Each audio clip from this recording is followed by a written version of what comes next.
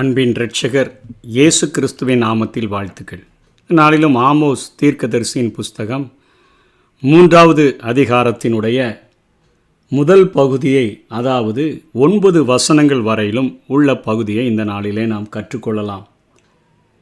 தெரிந்தெடுப்பினால வரும் பொறுப்பு என்கிற தலைப்பின் கீழாக, இல்லை என்று சொன்னால் சுவிசேஷம் எங்கள் மூச்சு என்கிற தலைப்பின் கீழாக இந்த செய்தியை நாம் கற்றுக்கொள்ள முடியும். இஸ்ரவேல் புத்திரரே, கர்த்தராகிய நான் எகிப்து தேசத்திலிருந்து வரப்பண்ணின முழு குடும்பமாகிய உங்களுக்கு விரோதமாக சொல்லிய இந்த வசனத்தை கேளுங்கள். முழு குடும்பம் என்பது 12 கோத்திரங்களையும் குறிக்கக்கூடியதை இங்கே ஆமோஸ் விளக்குகிறார். எகிப்து தேசத்திலிருந்து வரப்பண்ணின இஸ்ரவேலினுடைய முழு குடும்பம், முழு கோத்திரத்தையும் அது குறிக்கக்கூடியதாக இருக்கிறது.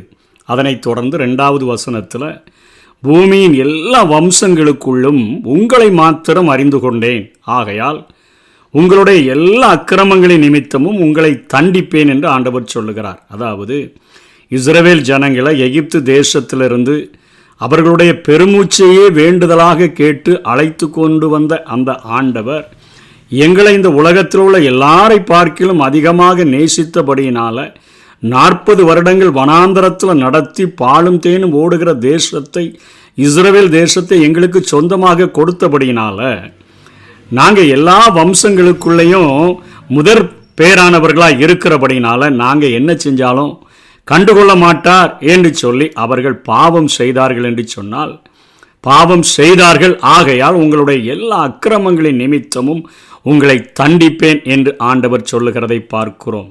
இன்றைக்கும் உலகத்தில் வாழ்கிற நம்ம ஆண்டவர் கீழான நிலையிலிருந்து தெரிந்து கொண்டு நம்மோடு கூட மிகவும் நேசம் வைத்து பழகுகிறதை பார்த்துட்டு, நான் அவருக்கு செல்ல பிள்ளையாக இருக்கிறேன், நான் என்ன செஞ்சாலும் கண்டுகிட மாட்டார்னு சொல்லி நம்ம இருந்தோன்னு சொன்னால், அப்படியல்ல. நம்ம எந்த அளவுக்கு ஆண்டவரை அறிந்திருக்கிறோமோ அந்த அளவிற்கு தண்டனை அதிகமாக இருக்கும் என்பதை நாம் உணர்ந்து கொள்ள வேண்டும்.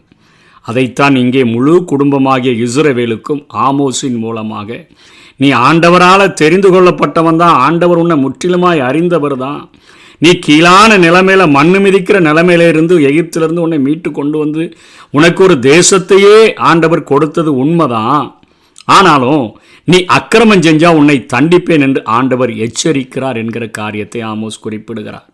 இங்கே 7 கேள்விகளை இங்கே ஆமோஸ் அடுக்குகிறதை பார்க்கிறோம்.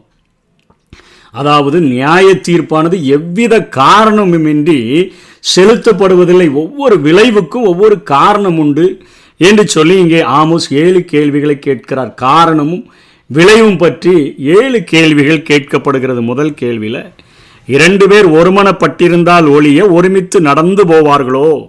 அதாவது இன்றைக்கி ஒரு கணவன் 1000 கனவுகளோடு கூட, ஒரு மனைவி 1000 கனவுகளோடு கூட திருமணத்தில் இணைக்கப்பட்டு அவர்களுடைய கனவுகள் 2ம் ஒட்டி போகக்கூடியதாக, ஒன்றி போகக்கூடியதாக அவைகள் இருக்கும் என்று சொன்னால் குடும்பத்தில் பிரச்சனை இல்லை, அப்படியே ஸ்மூத்தாக போயிடும். ஒரு மாட்டு வண்டியில் 2 மாடுகளும் ஒரே திசையை நோக்கி அது பயணிச்சுன்னா அந்த மாட்டு வண்டி ட்ராவல் ஆகிட்டு இருக்கும். அதே போல் இவர்கள் 2 பேருடைய காரியங்களும் விட்டு கொடுக்கிற காரியத்தில் விட்டு கொடுத்து அவர்கள் தங்களுடைய அவர்கள் 2 பேருடைய அந்த காரியங்களும் ஒருமனப்பட்டு இருந்துச்சுன்னு சொன்னால் வாழ்க்கையில் பிரச்சனைகள் வரவே வராது.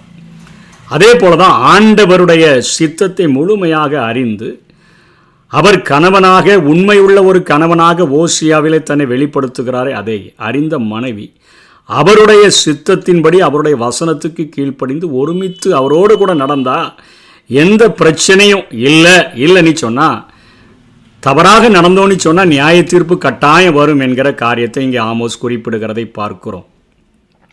நம்ம பழமொழியில் சொல்லுவோம், ஓனான் அது வேலிக்கு இழுக்குது, தவளை தண்ணிக்கு இழுக்குது அப்படின்னு சொல்லுகிறது போலத்தான் இங்கே குடும்பத்தில் கணவன் ஒரு பக்கம் மனைவி ஒரு பக்கம் இழுத்தா அந்த குடும்பம் எப்படி கிழிந்து போய் அது அங்கே திரும்ப அது கோர்ட் வாசலில் ஏறி டைவர்ஸுக்கு அப்ளை பண்ணி கொண்டு நிற்பது போலத்தான் தேவனோடு கூட அவருடைய வசனங்களின்படி அவருடைய சித்தத்தின்படி நம்ம வாழ அர்ப்பணித்து அவரோடு கூட ட்ராவல் பண்ணோன்னா 2 பேர் ஒருமனப்பட்டு நடந்தால் ஒளிய ஒருமித்து நடந்து போக முடியாது என்கிற காரியத்தை ஆமோஸ் விளக்குகிறதை பார்க்கிறோம். தனக்கு இறை அகப்படாமல் இருக்க காட்டிலே சிங்கம் கெர்ச்சிக்குமோ, இறை அகப்படாமல் இருக்கும் பாலசிங்கம் தன் கெபில் இருந்து சத்தமிடுமோ என்று காரியத்தை சொல்லுகிறார். அதாவது சிங்கம் சும்மா கர்ச்சிக்காது, பால சிங்கம் சும்மா சத்தமிடாது.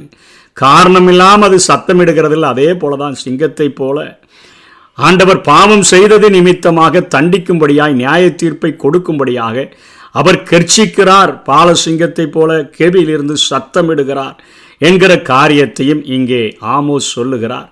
அதனைத் தொடர்ந்து இன்னும் கேள்விகள் கேட்கப்படுகிறது. குருவிக்கு தரையிலே சுருக்கு படாதிருந்தால் அது கண்ணியில் அகப்படுமோ? ஒன்றும் படாதிருக்கையில் கண்ணி தரையிலிருந்து எடுக்கப்படுமோ? குருவியை பிடிக்கிறதுக்கு தான் சுருக்கு வைக்கிறாங்க. அது ஒன்றும் விழாமல் இருக்குது அப்படின்னு சொல்லிட்டு கண்ணியை எடுக்க போகிறதில்ல அப்படின்னு சொல்லி நியாய தீர்ப்பினுடைய உறுதியை ஆண்டவர் சொல்கிறார். நிச்சயமாக உனக்கு நியாய தீர்ப்பு வந்து தான் ஆகும். உனக்கு சுருக்கு போடப்பட்டு வச்சிருக்குது, நீ மாட்டிக்கொள்ளாமல் நான் அந்த சுருக்கை எடுக்க மாட்டேன் என்று சொல்லி இங்கே ஆண்டவர் ஆமோஸின் மூலமாய் பேசுகிறதை பார்க்கிறோம். அதே போல ஊரில் எக்காலம் ஊதினால் ஜனங்கள் கலங்காதிருப்பார்களோ? கர்த்தருடைய செயல் இல்லாமல் ஊரில் தீங்கு நடக்குமோ என்கிற கேள்வியும் கேட்கிறார். அவர்களுடைய நாட்களில் பண்டிகைக்கென்று ஒரு விதமாக எக்காலத்தை ஊதுகிற சத்தமாகவும் அதற்கென்று ஒரு ஒளியை எழுப்பக்கூடியவர்களாகவும், அதே பூரிகை பண்டிகை ஒவ்வொரு காரியத்திற்கும் அதாவது ஜனங்களை கூட்ட வேண்டும் என்று சொன்னால் அதற்கு ஒரு விதமாக ஓசை எழுப்புகிறவர்களாகவும், யுத்தத்திற்கு என்று சொன்னால் ஒரு விதமான ஓசையை எழுப்புகிறவர்களாகவும் காணப்பட்டார்கள். இங்கே ஊரில் இங்கே ஜனங்களை யுத்தத்திற்கு ஆயத்தப்படுத்தும்படியான ஒரு எக்காலம் ஊதப்பட்டுச்சுன்னு சொன்னால் ஜனங்கள் கலங்காதிருப்பார்களோ? என்ன நடக்க போதோ, எந்த நாடு யுத்தத்துக்கு வந்திருக்குதோ தெரியலையே அப்படிங்கிற ஒரு கலக்கம் உண்டாகாமல் இருக்குமோ? கர்த்தருடைய செயல் இல்லாமல், அதாவது பாவத்திற்கு இந்த உலகத்தில் தண்டனையை வடிவமைத்த என் ஆண்டவர், இந்த உலகத்தில் ஆண்டவரை அறிந்தவர்களாக இருந்தாலும் சரி, அறியாதவர்களாக இருந்தாலும் சரி, அவர்களுடைய செயலுக்கு தண்டனையானது தேவனிடத்திலிருந்து வருகிறது என்கிறதை இங்கே ஆமோஸ் சொல்லுகிறார். கர்த்தருடைய செயல் இல்லாமல், அவர் யாரையாவது அனுமதிக்காம ஊரில் தீங்கு உண்டாகுமோ என்று சொல்லி இங்கே 7 கேள்விகளை கேட்டு ஆண்டவருக்கு நீ பிரியமுள்ளவனாக இருந்தானா தண்டனைகள் உன் மேலே வராது. நீ ஆண்டவருக்கு பிரியமுள்ள பிள்ளையா, செல்ல பிள்ளையா?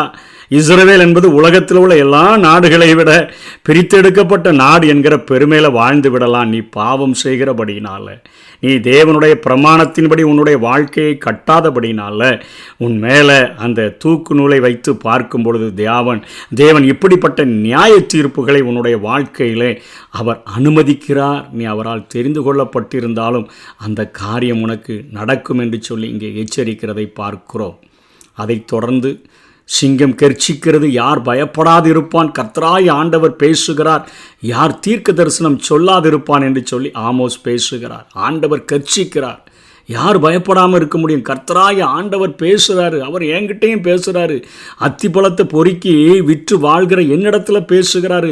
ஆட்டு மந்தைகளை மேய்க்கிற மேய்ப்பனாக இருக்கிற என்னிடத்துல பேசுகிறார். காலத்தின் கட்டாயத்தை உணர்ந்தவராக என்னோடு கூட பேசுகிறாரு. அதனால் நான் தீர்க்க தரிசனம் சொல்லாமல் இருக்க முடியுமா? யார் தீர்க்க தரிசனம் சொல்லாதிருப்பார் என்று சொல்லி நாங்கள் சமாரியாவின் பர்வதங்களில் வந்து கூடி அதன் நடுவில் நடக்கிற பெரிய கலகங்களையும் அதற்குள் செய்யப்படுகிற இடுக்கண்களையும் பாருங்கள் என்று அஸ்தோத்தின் அரண்மனைகள் மேலும் எகிப்தின் தேசத்தின் அரண்மனைகள் மேலும் கூறுங்கள் என்று சொல்லுகிறார். அதாவது பெலிஸ்தியாவை தாவீது நாட்கள் ஆண்டவர் நொறுக்குன்னு நொறுக்கி இருந்தார்.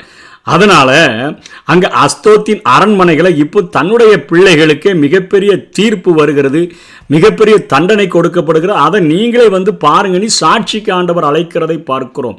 எகிப்து தேசத்தின் அரண்மனைகள் அங்கிருந்து தான் இவர்களை விடுதலையாக்கி கொண்டு வந்தார். அந்த தேசத்தையும் அழைத்து வாங்க, இதை பாருங்கள் என்று இங்கே ஆண்டவர் சொல்லுகிறதை பார்க்கிறோம். ஆகவே இன்றைக்கி ஆண்டவர் நம்மை தெரிந்து கொண்டிருப்பார் என்று சொன்னால் நம்முடைய வாழ்க்கையில் பாவங்களை தீமை செய்தலை விட்டுவிட்டு நன்மை செய்கிறதை படிக்கிறவர்களாக நாம் வாழ வேண்டும். தீமை செய்தலை விட்டு விடுதல் ஓகே, அது எல்லா இடங்களிலும் போதிக்கப்படுகிறது. அவைகள் வேதத்திலும் நாம் படிக்கும் பொழுது நம்மை உணர்த்து வைக்கிறது. அதிலிருந்து விடுதலை பெற்று விடலாம். ஆனால் நன்மை செய்ய படிக்க வேண்டும் என்று வேதம் நமக்கு கற்றுக் கொடுக்கிறது. ஆண்டவராகிய இயேசு தன்னை அறிந்து கொண்டேன் என்று சொல்லுகிற நம்முடைய வாழ்க்கையில் அவரை அறிந்து கொண்டோன்னு சொன்னால் அவரை குறித்து நாம் பேச வேண்டும் என்று சொல்லி விரும்புகிறார். இந்த பூமியிலிருந்து அவர் எடுத்துக்கொள்ளப்படும் பொழுது அருமையான ஒரு கட்டளையை கொடுக்கிறார். இதோ அவருடைய சீஷர்களை பார்த்து சொல்லுகிறார், உலகமெங்கும் போய் சகல ஜாதிகளையும் சீஷராக்கி பிதா குமாரன் பரிசுத்த ஆவியின் நாமத்தினால ஞானஸ்நானம் கொடுத்து நான் உங்களுக்கு கட்டளையிட்ட யாவையும் அவர்கள் கை கொள்ளும்படிக்கு அவர்களுக்கு உபதேசம் பண்ணுங்கள். இதோ உலகத்தின் முடிவு பரியந்தமும் சகல நாட்களிலும் நான் உங்களோடு கூட இருக்கவும் கூட நான் இருக்கணும்னு சொன்னால் சுவிசேஷம் என்கிற காரியம் உங்களுக்கு உயிர் மூச்சாக மாறணும். நீ தெரிந்து கொண்டேன் அறிந்து கொண்டேன்னு சொல்லி பெருமை பாராட்டுகிறாய், விசுவாசி என்று சொல்லி மார்பு தட்டுகிறாய். விசுவாசிக்கிறவனுடைய உள்ளத்திலிருந்து ஜீவ தண்ணீர்கள் உள்ள நதிகள் புறப்பட்டு ஓடணுமே. அது ஓடி அநேக எங்கெல்லாம் பாயுதோ அங்கெல்லாம் செழிப்பு உண்டாக்கணுமே. அதே போல் உன்னுடைய வாழ்க்கையில் நான் உன்னை பரிசுத்தப்படுத்தி உன்னை அறிந்து கொண்டது, உன்னை தெரிந்து கொண்டது இந்த உலகத்திற்கு வெளிச்சமாக, இந்த பூமிக்கு உப்பாக, அநேகருடைய வாழ்க்கையில் நற்கந்தமாக நீ வாழ வேண்டும் என்று சொல்லித்தான் நான் வைத்திருக்கிறேன். நீ இந்த உலகத்தில் உனக்காகவே வாழ்ந்து, சுயத்துக்காகவே வாழ்ந்து, அவர் என்னை அறிந்து கொண்டார், என்னை தெரிந்து கொண்டார், என்னை தெரிந்து கொண்டார் என்று சொல்லி மாத்திரம் வாழ்ந்தான்னு சொன்னால், நீ அவரை குறித்து அறிவித்தால் மாத்திரமே இதோ உலகத்தின் முடிவு பரியந்தமும் சகல நாட்களிலும் நான் உன்னோடு கூட இருக்கிறேன் என்று சொல்லுகிற ஆண்டவர் நம்மோடு கூட இருந்து நம்மை வழிநடத்த முடியும். வானத்திலும் பூமியிலும் சகல அதிகாரமும் எனக்கு கொடுக்கப்பட்டிருக்கிறது, ஆகையால் நீங்கள் புறப்பட்டு போய் என்று சொன்னாரே. அதிகாரத்தை கரங்களில் வைத்திருக்கிற ஒரு ஆண்டவர், அவருக்காக வாழ வேண்டும் என்று சொல்லி விரும்புகிறபடினால தீமை செய்தலை விட்டுவிட்டு நன்மை செய்ய படித்து அவரை அநேகருக்கு நம்ம அறிவிக்கிறவர்களாக வாழ வேண்டும் என்று சொல்லி வேதம் அறைகூவல் விட்டு நம்மை அழைக்கிறது. இஸ்ரவேலர்களை பரிசுத்தமாய் வாழ வைத்து அவர்களுடைய வாழ்க்கையிலிருந்து மற்றவர்களுக்கு அவர்களை சாட்சியாக நிறுத்த வேண்டும் என்று எதிர்பார்த்த ஆண்டவர் நம்முடைய வாழ்க்கையிலும் எதிர்பார்க்கிறார். அவருக்கேற்ற அவருடைய சித்தத்தின்படி செய்கிற வாழ்க்கையை வாழ்கிறதற்கு தீர்மானிப்போம். கர்த்தர் தாமே நம்மை ஆசீர்வதிப்பாராக. ஆமென்.